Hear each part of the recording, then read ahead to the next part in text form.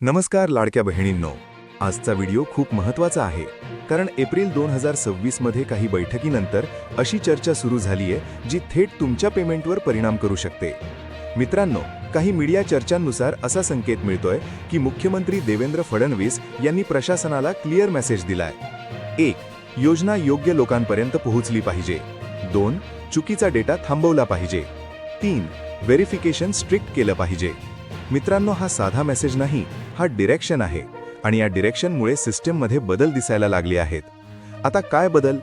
मित्रांनो, आधी process simple होता, पण आता तो लेयर्ड झालाय. 1. First check. 2. रीचेक. 3.